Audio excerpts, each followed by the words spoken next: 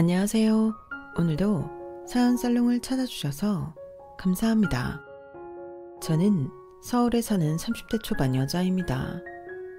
나이를 보면 대략 짐작하시겠지만 저는 결혼 정년기가 되었답니다. 저에게는 1년은 연애, 1년은 동거를 해서 도합 2년 정도 만난 남자친구가 있는데요. 제가 결혼을 준비하기 전에는 약간 에이 설마 그러려고 하고 안 믿었던 이야기 중 하나가 연애할 때는 아무런 문제 없이 만나다가도 오히려 결혼을 준비하면서 의견이 부딪히면서 헤어지게 되는 커플이 많다는 이야기였어요. 그런 커플이 많다고 말로는 많이 들었지만 제 주변에는 아직 그런 커플을 한 번도 본 적이 없었기 때문에 실감을 별로 못했던 것 같아요. 그리고 그게 하필이면 정말 제 이야기가 될 줄은 꿈에도 몰랐죠. 아무리 파혼하는 커플이 많다고는 해도 이게 막상 제 이야기가 되어버리니 그게 그렇게 차라리 잘 됐다. 조상신이 널 도운 거지 뭐. 이런 식으로 마냥 긍정적으로 받아들이기 좀 어렵기는 하더라고요. 제 판단이 틀리지 않았다는 생각이 분명히 들었음에도 시간이 지나니 기억이 좋았던 것들 위주로만 미화가 되고 좀 더 잘해볼 수도 있지 않았을까 하며 자꾸 후회만 남더라고요. 주변에 티를 안 내려고 노력했지만 티가 났던 모양인지 제가 겪은 일을 사연으로 적어 보내보라고 권하더군요. 제가 당사자라 감정에 섞여 이러는 거고 저와 친분이 없는 여러 사람의 의견을 들어보면 감정을 추스리는데 도움이 될 거라고요. 그래서 이렇게 사연을 보내게 되었어요. 아직 나이가 너무 젊기도 하고 이런 곳에는 결혼한 사람들만 사연을 적는 건 줄 알았는데 생각보다 저 같은 일을 겪는 분들도 많더라고요. 혼자서 끙끙 앓는 것보다는 속 시원하게 사람들 의견을 들어보고 싶어서 용기를 내게 되었어요. 먼저 제 개인적인 이야기부터 시작하자면 저는 사실 사람들이 이야기하는 정상적인 가정에서 자란 사람은 아니에요. 기억이 많이 희미하긴 하지만 저는 만 5세쯤 저를 키워주신 지금의 양부모님께 입양이 되어 양딸로 자랐어요. 하지만 드라마 속에 나오는 극단적인 가정 환경은 절대 아니었고요. 제 양부모님은 경제적으로 유복한 분들이셨는데 원하던 자식이 생기지 않아 저를 입양하신 케이스였어요. 그분들 아래서 3년간은 혼자서 애정을 독차지하고 자라서 저는 제가 입양되었다는 사실도 거의 잊고 지냈어요. 입양이라는 게 원래 부모님이 맡겨놓은 자식을 데리러 오는 건가? 착각할 정도로요. 그런데 제가 8살이 되었을 무렵 양부모님 사이에서 친자식이 태어났어요. 본능적인 감이었는지 몰라도 어린 나이에도 그제서야 위기감이라는 걸 처음으로 느껴봤어요. 양부모님과 전혀 닮지 않았던 저와는 달리 진짜 두 분 사이에서 태어난 동생은 누가 봐도 두 분을 쏙 빼닮아 있었어요. 게다가 나이 차이도 꽤 많이 나는 바람에 귀여움을 독차지하는 건 말할 것도 없었죠. 그때부터 저는 조금 어두워졌던 것 같아요. 저를 입양할 정도로 아이를 원했던 분들께 결국 친자식이 생겼으니 난 언제든 다시 버려질 수도 있겠구나 생각이 들었죠. 그렇게 생각하니 뭘 해도 주눅이 들고 마음이 늘 불안정했어요. 동생을 보면 귀엽다는 생각을 하긴 했지만 동시에 이런 부모님 밑에서 태어났다는 게 부럽고 질투가 나서 밉기도 했죠. 제 성격이 많이 어두워지고 정서적으로 방황하고 있다는 걸 눈치챈 아버지께서 한 번은 저를 불러 이렇게 말씀을 하시더라고요. 서연아, 동생이 밉니? 아니요. 괜찮아. 아빠한텐 솔직하게 이야기해도 돼. 솔직하게 말하면 엄마 아빠가 절 미워하실 거잖아요. 우리가 널 왜 미워해? 우리 예쁜 딸을? 저는 가짜 딸이잖아요. 쟤는 진짜 아들이고요. 엄마 아빠한테는 이제 저 필요 없잖아요. 무슨 소리야, 서연아. 네가 없었으면 태연이도 없었어. 이게 다 네가 우리 집에 와준 덕분인 거야. 네가 우리 복덩이 딸이 되어준 이후로 엄마 아빠는 더 행복해졌어. 물론 태연이도 소중한 아들이지만 우리한테는 널 데리고 오던 날이 인생에서 가장 행복한 순간이었어. 그 말을 들으니 눈물이 쏟아지더라고요. 어쩌면 어린 시절 제가 부모님께 가장 듣고 싶었던 말이었던 것 같아요. 그 말을 듣고 나니 동생도 다르게 보였고 부모님이 주시는 사랑을 오해 없이 온전히 받아들일 수 있게 되었어요. 괜한 불안감을 버리니 다시 옛날 제 모습으로 돌아갈 수가 있었죠. 부모님은 말씀하신 것처럼 정말로 그 어떤 차별도 없이 저를 키우는 동안 제게 경제적, 정서적 지원을 아끼지 않으셨어요. 덕분에 저는 좋은 환경에서 원하는 공부에 집중할 수 있었고 이름만 들으면 누구나 아는 명문대학교를 나와 대기업에 취직을 했어요. 저의 세부적인 개인사를 전혀 모르는 남들이 보기엔 정말 조건적으로 괜찮은 사람일 거라 자신할 수 있을 정도로 제가 생각해도 정서적인 루트대로 시간을 잘 보냈죠. 그래서인지 제가 회사에 취직한 지 1년이 넘자 주변에서 소개팅이 정말 많이 들어왔어요. 서연아, 너 내 사촌동생 소개 안 받을래? 애가 진짜 괜찮은데. 너랑 조건도 비슷하고 성격도 잘 맞을 것 같아서. 그래? 어떤 사람인데? 땡땡 회사 알지? 우리 기업 경쟁사. 거기 다니고 있고 학교도 우리 후배야. 나이도 2살밖에 차이 안 나고. 그때만 해도 딱히 결혼에 대해 아무런 생각이 없을 때라 조건은 좋아 보였지만 거절할 참이었어요. 하지만 친구의 닥달로 인해 그래, 어디 얼마나 괜찮은 사람인지 만나나 보자 마음으로 소개팅을 나갔죠. 그런데 친구의 말대로 정말 괜찮았어요. 외모도 귀여운 느낌의 사람이었고 말투나 행동에도 사소한 매너가 배어 있어서 좀처럼 다른 데서 만나기 힘든 사람 같다는 느낌을 확 받았죠. 게다가 이야기하면 할수록 저와 비슷한 성향이라는 게 느껴져서 더욱 호감이었어요. 이전의 연애들은 저랑 반대인 사람에게 끌렸다가 결국 성격 차이로 끝난 적이 대부분이었거든요. 그래서 다음 연애 때는 그냥 처음부터 저랑 좀 비슷한 사람을 만나고 싶다는 생각을 막연하게 했었는데 이 사람이 바로 그런 사람이었어요. 게다가 친구의 사촌동생이니 생판 남보다는 믿음직했던 것도 있었어요. 남자 쪽도 제가 괜찮았는지 바로 애프터 신청을 했고 그렇게 2-3번을 더 만난 후 연애를 시작하게 되었죠. 저희는 1년은 연애, 1년은 동거를 하며 도합 2년간의 연애 끝에 서로 결혼 이야기가 오가게 되었어요. 길다면 길고 짧다면 짧은 세월이지만 그동안 제게는 참 많은 변화가 있었어요. 남자친구를 만나 연애하는 동안 양어머니께서 앓던 지병으로 인해 돌아가셨고 아버지께서도 건강이 많이 악화가 되셨거든요.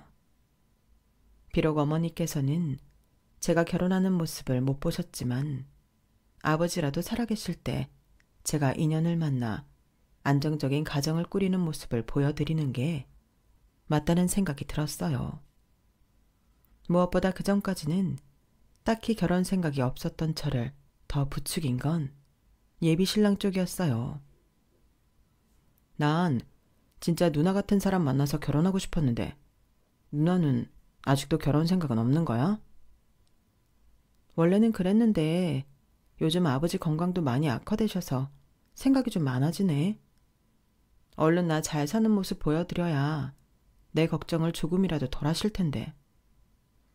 참나, 누나는 무슨 부모님 때문에 결혼하려고 그래? 그건 아니고 네가 좋은 사람이니까 나도 생각이 이쪽으로 기운 거지. 아무리 아빠가 건강이 안 좋아지셨어도 네가 사람이 별로면 그런 생각을 하겠어?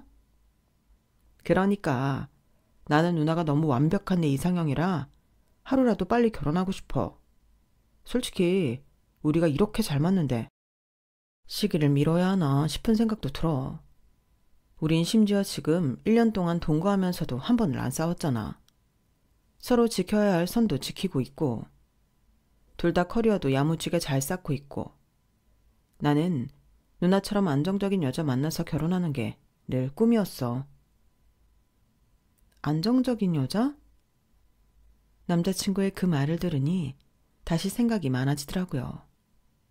물론 남자친구는 제 외적인 조건만 보고 안정적이라는 말을 한 것 같았지만 안정적이라는 게 과연 무슨 뜻인가 생각하게 됐어요.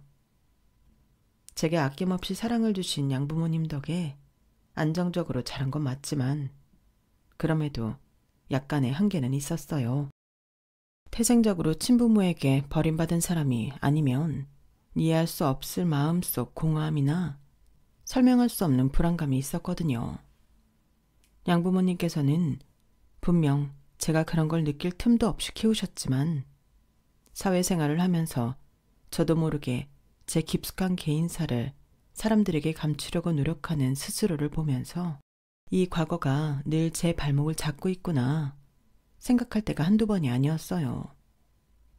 저와 깊게 알아가려는 사람과는 본능적으로 거리감을 느꼈고 아무리 잘 지내던 사이라도 제 비밀을 알게 되는 순간 제게서 실망하고 떠나갈 것만 같은 기분을 느꼈거든요. 저는 제 약점을 굳이 사람들에게 들춰낼 필요가 없다고 생각했어요. 바로 그 점 때문에 사람들과 더 가까워질 수 없다는 점을 잘 알고 있으면서도요. 하지만 연애하는 내내 끊임없이 제게 애정을 표현하고 정성을 쏟는 남자친구를 보면서 그 마음이 서서히 옅어지는 것 같다는 느낌을 받았어요. 명확한 이유도 없이 마냥 저를 사랑해주고 저와 결혼하고 싶다고 노래를 부르는 남자친구의 모습을 보면서 종종 저희 양부모님을 떠올렸거든요. 솔직히 말해서 양부모님이 제게 주신 사랑은 제가 이해할 수 없는 영역이었어요. 누군가에게 마음 한번 제대로 터놓지 못하는 제가 그분들의 조건 없는 무차별적 사랑을 이해할 수 있을 리가 없었죠. 그런데 남자친구도 제게 항상 좋은 말만 해주고 순수한 얼굴로 저와의 백년가약을 꿈꾸니 저도 마음이 많이 흔들릴 수밖에 없었어요.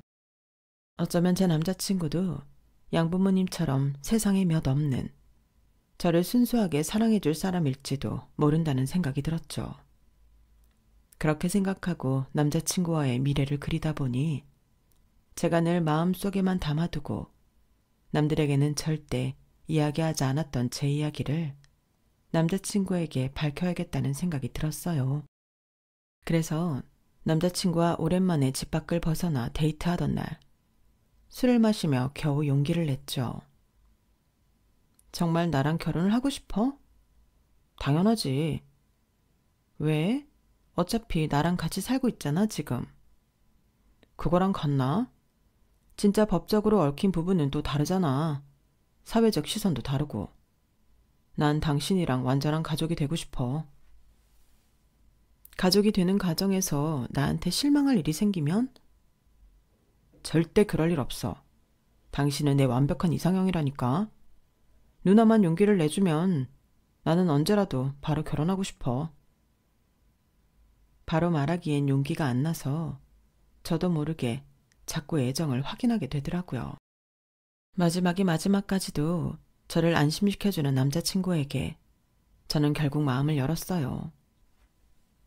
사실은 내가 말을 안 한 게 있는데 우리가 결혼하려면 이거부터 말하는 게 좋을 것 같아서. 그래? 뭔데? 아니 잠깐만. 그럼 나랑 결혼하겠다는 소리야? 네가 이걸 듣고 마음이 변하지만 않는다면? 그럴 일 없다니까. 뭔데? 말해봐. 실은 나 우리 집 친자식 아니야. 응? 그게 무슨 소리야? 나 어릴 때 이 집에 입양됐어. 지금 네가 우리 부모님으로 알고 있는 분들도 다 양부모님이고. 그럼 동생은? 동생도 입양된 거야?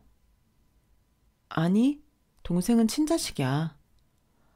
아, 많이 힘들었겠네. 순간 둘 사이에 정적이 흘렀어요. 아주 짧은 시간이었지만 그 사이에 제 심장은 12번도 더 철렁했어요. 비언어적인 표현이었음에도 정확히 와닿더라고요. 뭔가 마음에 들어하지 않는다는 것을요. 힘들진 않았어. 양부모님께서 나를 친자식이나 다름없이 키워주셨거든. 그럼 다행이지만 혹시 좀 실망했어? 아무래도 좀 그런가? 아니, 좀 놀라긴 했는데 아무래도 주변에서 입양된 사람을 만나본 적이 없으니까. 왜 이제 말했어? 그동안 전혀 눈치 못 챘잖아. 눈치챌 수 있는 종류는 아니니까. 남자친구 반응이 안 좋다는 생각이 드니 저도 모르게 싸늘하게 말하게 되더라고요. 그런 제 분위기를 읽은 건지 남자친구는 그제서야 제 눈치를 보기 시작했어요.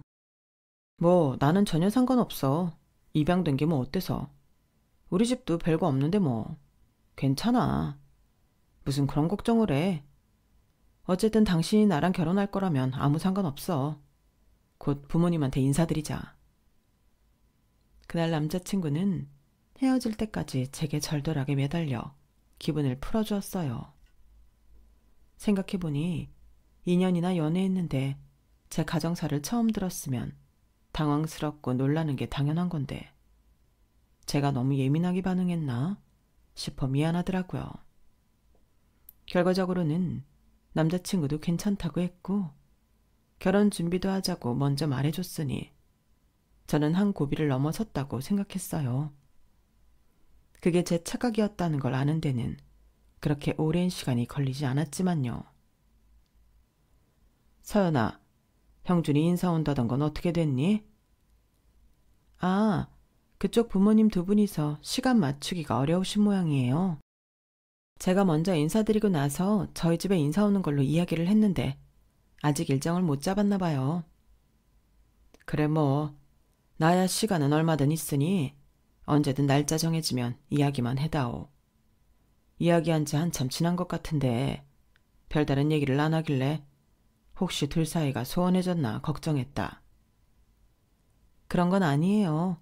걱정 마세요, 아빠. 말로는 부모님께 인사드리자고 설레발치던 남자친구가 언제부턴가 입을 싹 닫고 모른 척을 하더라고요. 연애하는 내내 지겹도록 노래를 부르던 결혼 얘기도 정신 차려보니 쏙 들어가 있었고요. 저도 사람이다 보니 그런 태도가 진정성도 없어 보이고 못 믿었고 속상하더라고요. 그래서 남자친구를 소개시켜줬던 친구에게 하소연을 하게 됐어요. 역시 아닌 척해도 그게 마음에 걸렸던 걸까? 차라리 솔직하게 말해줬더라면 이제라도 각자 좋은 사람 만나자고 보내줬을 텐데. 요즘은 같이 사는 내 집이 내 집 같지가 않고 갑갑해. 서로 속마음을 숨기고 지내는 기분이야. 야, 대체 그게 무슨 소리야? 입양된 게 네 잘못도 아니고. 그게 어떻게 흠이야? 차라리 내가 이모랑 이모부한테 이야기해볼게. 너 만나기도 전에 그런 걸로 판단하시는 거라면 절대 못 참아. 그리고 막말로 스펙은 비슷하다 해도 집안은 니네가 훨씬 더 잘 살아. 너 꿀릴 거 하나도 없어. 기죽지 마. 유일하게 제 비밀을 알던 친구가 그렇게 말을 해주니 속이 좀 시원하더라고요. 제 마음을 털어놓은 뒤 얼마 안 가서 남자친구는 친구에게 무슨 말을 듣긴 한 모양인지 대뜸 와서 부모님께 인사를 드리러 가자고 하더라고요. 이번 주 주말에 두 분 다 시간이 괜찮으시대. 우리 집이 좀 개인주의라 두 분 시간 맞추기가 워낙 어려워서 날 잡는데 시간이 좀 걸렸어. 그래? 난 또 당신이 땀만 먹고 있는 줄 알았지. 아이, 내가 땀만 무슨 땀만. 우리 이렇게 잘 지내고 있는데. 근데 있잖아. 나 아직 부모님한테 당신이 입양된 딸이라는 건 말씀을 못 드렸거든. 혹시나 해서 하는 말인데 굳이 우리 부모님 앞에서 그런 말은 하지 말아주라. 괜히 오해하고 반대하시면 어떡해. 참나, 이러면서 땀만 먹은 게 아니라고? 내가 부끄러워서 그래? 아니야. 당신이 부끄러운 건 아닌데 부모님이 좀 보수적이고 편견도 강하셔서 걱정이 돼서. 굳이 당신이 약점될 만한 걸 부모님한테 말씀드려서 우리가 헤어질 이유는 없잖아. 당신이 양딸이건 친딸이건 그런 게 도대체 우리 결혼에 뭐가 중요해? 안 그래? 그렇다고 어떻게 그 중요한 걸 말씀을 안 드려. 살다가 나중에 아시게 되면 뭐라 변명하려고? 그땐 내가 당신 식구들 속이고 결혼한 사람 취급하실 텐데. 난 당신 부모님 속이면서까지 결혼하고 싶지는 않아. 그게 사기 결혼이지 뭐야? 솔직한 게 꼭 정답은 아니잖아. 당신이 내가 부끄러운 게 아니라면 이건 정말 아닌 것 같아. 차라리 있는 그대로 말하고 반대를 당하더라도 말씀은 드리는 게 맞다고 생각해. 이게 내 흠인 건 맞지만 그걸 당신 부모님께 숨겨야 할 정도로 떳떳하지 않은 건 아니잖아. 알겠어. 그럼 차라리 내가 미리 말할게. 당신이랑 만나는 자리에서 얘기하는 것보단 그게 나은 것 같다. 나한테 조금만 시간을 줘. 알았지? 그래. 그날 남자친구와 대판 싸울 뻔했지만 금방 꼬리를 내리는 덕에 큰 싸움은 면했어요. 그렇게 남자친구에게 또다시 시간을 준다는 명목으로 시간은 빠르게 흘러갔죠. 저도 이렇게 질질 끌기만 하니 아빠랑 동생 볼 면목이 없어서 본가에 잘 안 가게 되더라고요.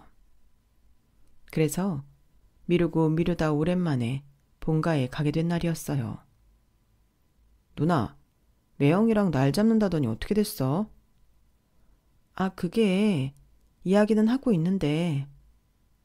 예상한 질문이긴 했지만 미처 뭐라고 둘러대야 할지 모르겠더라고요. 제가 곤란해하자 이상한 낌새를 챈 아버지께서 저를 데리고 나가셨어요. 너 무슨 문제가 생긴 게 맞는 거지? 아빠한텐 솔직하게 이야기해도 된다. 그게 사실은 남자친구가 아직 부모님께 제가 입양된 딸인 걸 이야기를 못했나 봐요. 그 이야기하는 게 어려운지 시간이 좀 걸리네요. 그 녀석은 괜찮다고 하고? 사실은 그것도 잘 모르겠어요, 아빠. 어렵게 그 말을 뱉자마자 저도 모르게 눈물이 쏟아지더라고요. 아빠께서는 한참 동안 말도 잇지 못하고 눈물만 쏟는 저를 가만히 안아주셨어요. 죄송해요, 아빠. 네가 죄송하긴 뭐가 죄송해. 너나 나나 우린 잘못한 거 아무것도 없다. 입양이 됐든 낳았든 넌 내 딸이야. 가장 소중한 내 딸.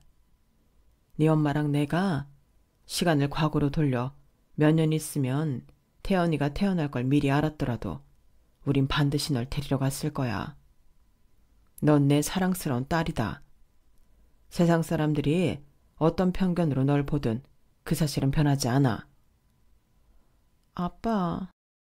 설령 그 집안에서든 그 녀석이든 널 그런 이유로 차별하려 들거나 무시한다면 난 너를 그런 곳에 시집 보낼 생각 추워도 없다. 네 뒤엔 나랑 태연이가 있으니까 아무 걱정 말고 편하게 생각하거라. 나도 고작 입양됐다는 사실 하나로 내 딸의 가치를 몰라보는 놈에겐 널 보낼 수 없으니까. 그날 전 아빠 품에 안겨 원없이 울었어요.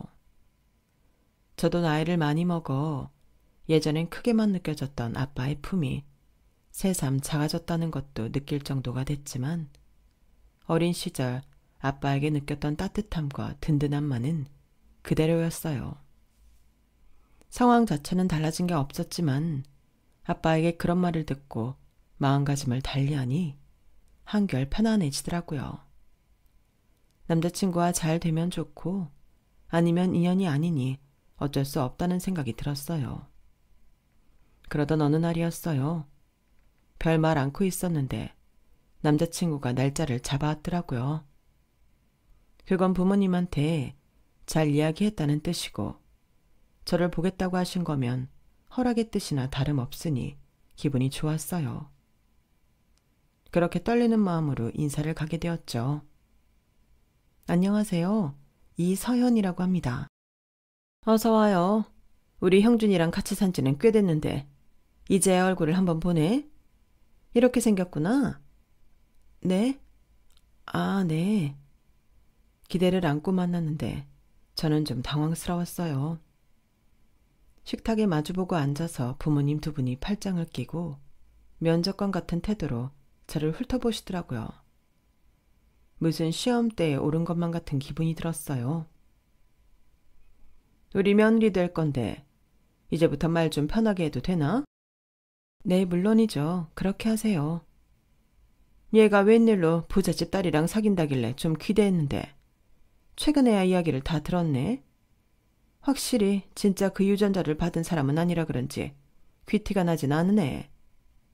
형준이랑 사귄 지도 2년이 넘어가는데 그건 왜 숨겼어? 뭐 다른 꿍꿍이라도 있었던 건 아닌가? 네? 꿍꿍이요? 아니 뭐 그렇게 기분 나쁘게 들을 건 없고 우리도 우리 아들이 결혼하고 싶다고 데려온 여잔데 어떤 사람인지는 정확히 알고 넘어가고 싶어서. 다른 꿍꿍이 같은 거 없었고요. 처음엔 형준 씨랑 결혼까지 갈 거라는 생각 없이 연애를 시작해서 굳이 제 약점 될 만한 일을 이야기하고 싶지 않았어요. 형준 씨가 또 결혼하자고 노래를 불러서 결혼 결심을 하게 된 거고요.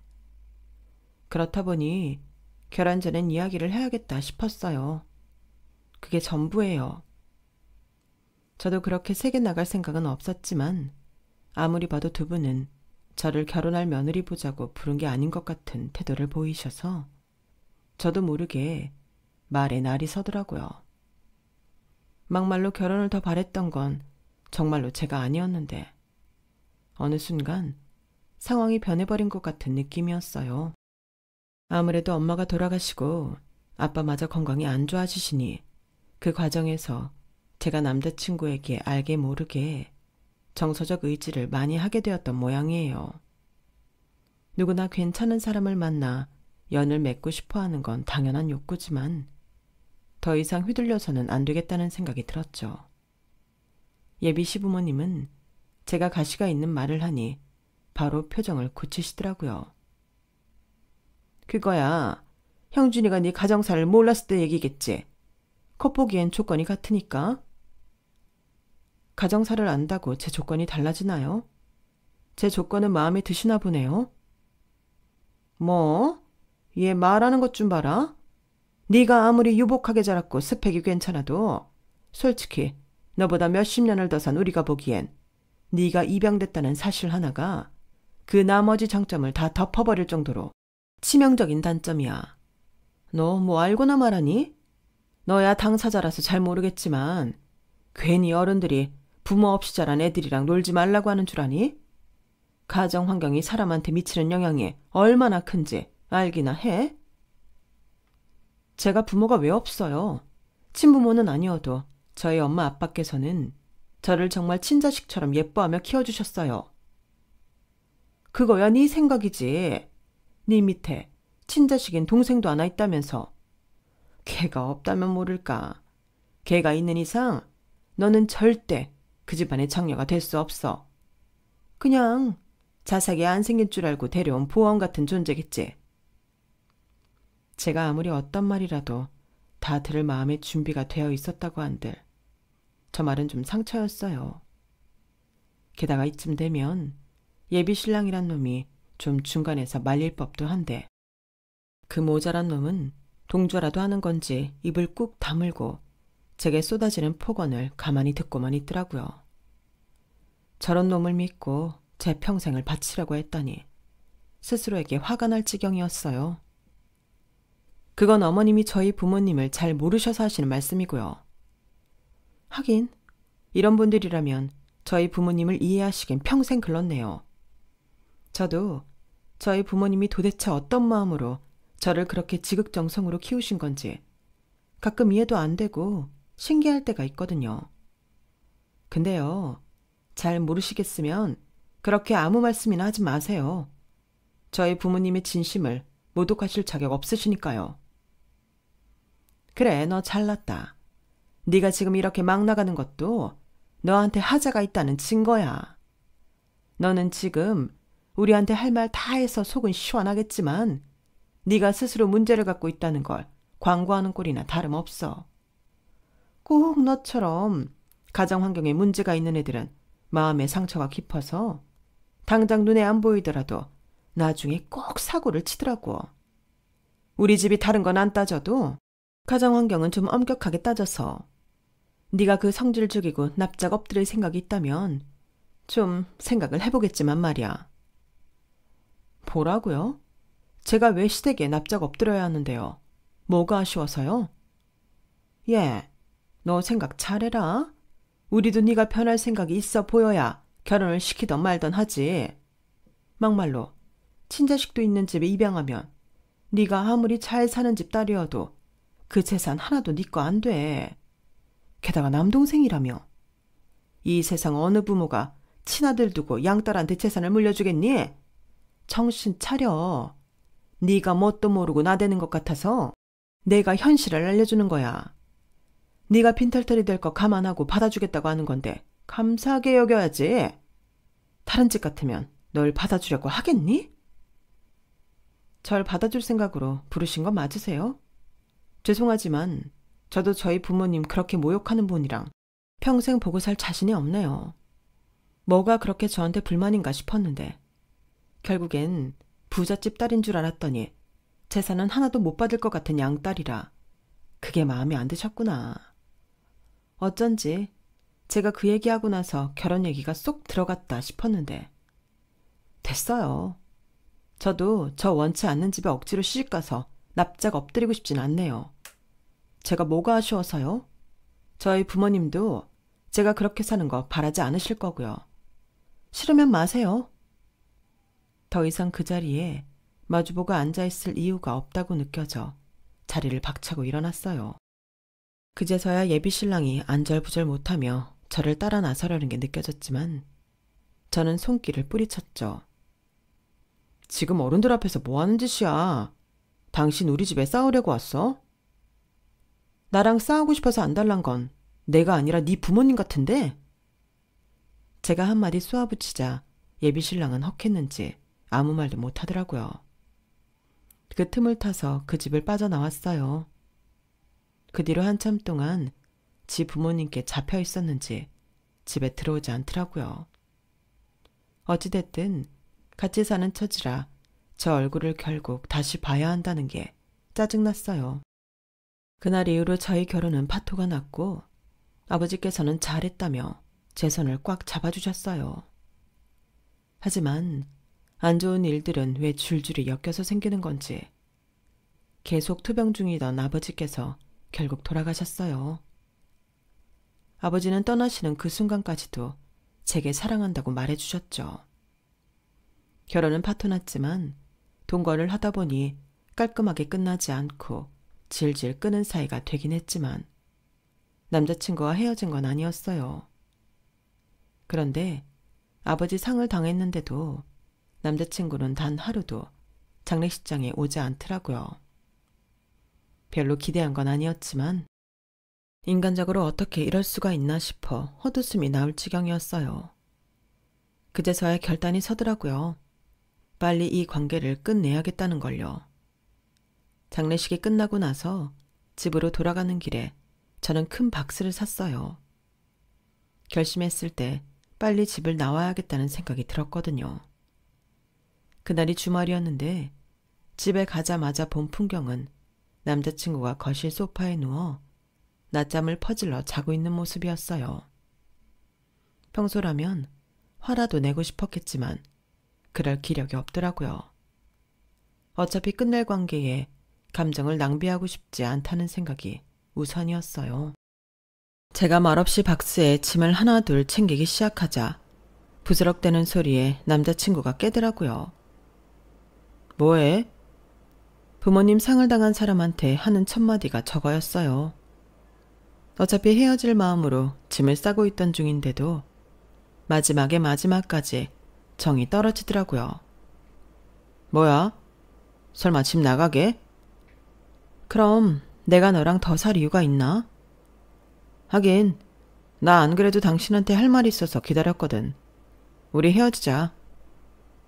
그동안 헤어지자 말할 기회는 많았는데 굳이 제가 짐을 싸고 있을 때 저딴 소리를 하니 본인이 차이기 싫어서 선수 친 거란 생각밖에는 안 들더라고요.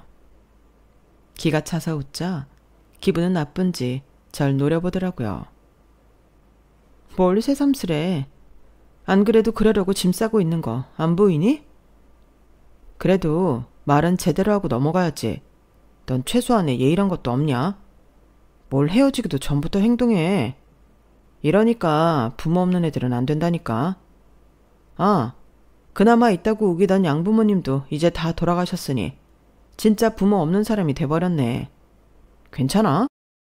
너 지금 이 상황에 네 자존심을 세우고 싶냐? 손 넘지 마. 아니 그렇잖아. 이제야 우리 부모님 말이 맞았다는 걸 알게 될 텐데 어쩌냐고.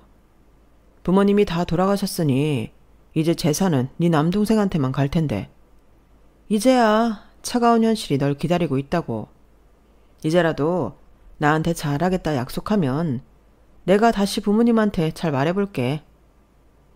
미친 소리 하지 말고 입 다물고 있어. 너 같은 인간이랑 평생 얼굴 맞대고 살 생각 없으니까. 화가 부글부글 끓어 집안을 다 엎을까도 생각해봤지만 그러지 말고 그냥 이 집을 빨리 나가버리는 게 먼저라고 생각해서 짐 싸는 속도를 높이고 있었을 때였어요. 갑자기 초인종이 울리더라고요. 화면 속에 보이는 건 저희 아버지와 친하게 지내시던 김 변호사님이었어요. 어머 아저씨, 여기까지 어떤 일이세요? 네 아버지가 생전에 부탁을 하셨었거든. 집에 찾아가서 유언을 전해달라고. 네? 유언이요? 당연한 거지만 아버지가 유언을 남겼을 거란 생각을 미처 못하고 있었어요. 하필이면 저놈이 흥미롭게 지켜보고 있는 앞이라 너무 싫더라고요. 아저씨, 제가 나중에 연락드릴 테니까 다른 곳에서 이야기해요. 아니다. 꼭 두 사람이 함께 있는 곳에서 이야기해달라고 하셨어. 김 변호사님의 태도가 워낙 강경하셔서 더 말릴 수가 없었어요. 그냥 포기하는 심정으로 아버지께서 남긴 유언을 듣는데 내용이 의외여서 듣는 내내 눈이 커졌어요. 아버지께서는 재산의 60%를 내 앞으로 남기셨다. 장녀라고 더 챙겨주고 싶다고 말이야. 그리고 재산의 10%는 네 배우자 될 사람에게 주겠다고 하셨어. 둘째 앞으로는 30% 남기고 네가 결혼하지 않을 경우 그 10%는 둘째에게 주라고 하셨다. 근데 분위기를 보아하니 결혼은 무산된 것 같구나. 네, 동생한테 주면 되겠네요. 저희 부모님 재산의 10%면 말도 안 되게 많은 양이었어요. 제가 정신 나가서 결혼을 추진했으면 어쩌시려고 그렇게 파격적인 유언을 쓰신 건지 모르겠지만 제 앞에 있는 인간의 표정이 사색이 되어가는 것만은 통쾌하더라고요. 저기 아직 이야기 다 된 건 아니잖아. 우리 아직 할 얘기가 남지 않았어. 할 얘기? 무슨 할 얘기? 아까 다 끝난 거 아니었나? 이거 놓고 얘기하지 그래? 아니, 우리 집이 오해를 좀 했네. 당신 부모님이 정말 당신을 엄청 사랑하긴 했나 봐. 우린 그냥 편견에 사로잡혀서. 니네가 편견에 사로잡혔었단 말든 뭐 어쩌라고. 설마 재산 욕심나서 이러는 건 아니지? 그건 진짜 너무 추하잖아. 그래도 2년간 잘 사귀었는데 여기서 더 추해지지 말자. 다신 내 눈앞에 나타나지 마. 저는 그 길로 마지막 박스 포장을 끝냈고 시간 맞춰 부른 짐트럭에 박스를 실었어요. 어찌할 줄 모르고 망연자실하게 서 있는 표정이 볼만하더라고요. 그 뒤로도 제게 불나듯 연락이 오고 애걸복걸 매달렸지만 당연히 전 본체도 하지 않았죠. 나중에는 그 집 부모들까지 제 회사 앞에 찾아와서는 잘못했다고 빌더라고요. 네 말이 맞다. 우리가 너희 부모님 같은 분들을 절대 이해 못했던 거야. 하지만 이제야 덕분에 깨달았어. 세상에 너희 부모님처럼 순수하게 양딸을 사랑하는 분들도 있다는 걸. 너무 늦었겠지만 용서해주지 않겠니? 우린 너희 부모님 같은 사람들을 만나본 적이 없어서, 그런 행운이 없어서 그랬던 거야. 네가 너그럽게 이해해주면 좋겠다. 이제 와서 저를 아쉬워하시는 걸 보니 제가 아니라 제 앞에 떨어진 재산을 아쉬워하시는 걸로밖에는 안 보여서요. 말씀대로 저는 제 부모님 같은 분들을 만난 행운아라 아줌마 아저씨처럼 수준 낮은 분들의 며느리가 되고 싶은 생각은 조금도 없어요. 남의 재산 앞에서 흘리는 침 좀 닦고 이제 좀 가세요. 남의 회사까지 찾아와서 뭐해요? 민폐마냥. 제가 아무리 모욕적인 말을 해도 꾹 참고 아무 반박도 못하는 모습이 볼만하더라고요. 이렇게 추하게 구는 모습을 보니 참, 조상신께서도 절 도왔나 생각이 들었어요. 추악한 본심을 결혼 전에 알아버렸으니까요. 이런 일들을 겪으며 아버지께서 참 저를 마지막까지 걱정하셨구나 생각이 들었어요. 떠나시는 길에도 어떻게든 제 길을 살려주시려고 일부러 남자친구 앞에서 유언을 읽게 하신 모양이었어요. 그동안 아버지께서 저에게 해주신 따뜻한 말씀이 전부 진짜였다는 걸 확실하게 느끼게 되니 그동안 살면서 느꼈던 공허함 같은 것들이 순식간에 사라지는 느낌이었어요. 앞으로 제 동생도 잘 챙기며 살도록 하겠습니다. 부모님이 마음 편히 하늘에서 우리 남매를 보실 수 있게요. 제가 다시 결혼할 사람을 만나게 된다면 저희 아버지처럼 따뜻하고 다정한 분을 만나고 싶어요. 제 인생에 저희 양부모님 같은 분을 만난 게 너무 최고의 행운이라 그런 행운이 또 한 번 찾아올 수 있을지 자신은 없지만요. 남은 인생이 길다곤 하지만 제게 정말 저희 부모님 같은 사람을 또 만나는 행운이 주어질까요? 이미 결혼이 한 번 무산이 되어서 또 이 필요한 일을 반복하고 싶은 생각은 당분간 없지만 새로 출발하는 제 앞길에 많은 응원해 주시면 감사하겠습니다. 여러분, 사연 댓글에 응원과 현명한 조언 부탁드려요. 좋아요와 구독은 저에게 큰 힘이 됩니다. 오늘도 좋은 일 가득하세요.